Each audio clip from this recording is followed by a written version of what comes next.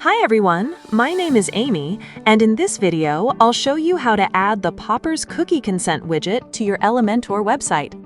A Cookie Consent widget helps you inform visitors about cookie usage and manage consent preferences in a clear and user-friendly way.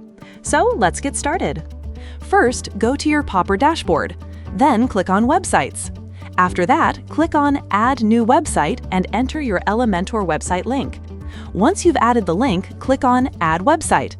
Next, go to your WordPress dashboard. In the Plugins section, search for the Popper plugin, then install and activate it. After activation, click on Popper from the left sidebar. Then check your email and click on Save Account Email. Now go to your Popper dashboard. Once you're there, click on Widgets, and after that, click Create New Widget. Now search for Cookie Consent in the widget library and open it. Once the widget editor opens, you'll see the preview on the right side and the settings on the left side. In the Content tab, the first section is Strategy.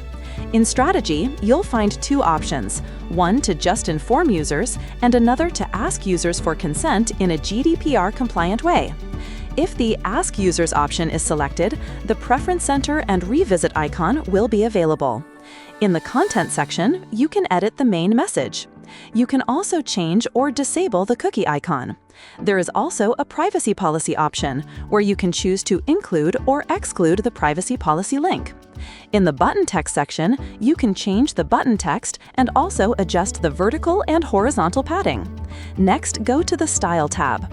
In the Layout section, you can decide the position of the widget. You can also adjust the padding and content width. In the Color section, you can change the background color, text color, and confirm button color and text. In the Typography section, you can change the font size. Once you're happy with the customization, click Publish Widget. After that, the installation code will appear. Copy that code and go to your Elementor site editor.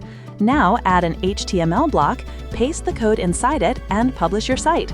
Once your website is live, refresh the page, and your widget will appear successfully.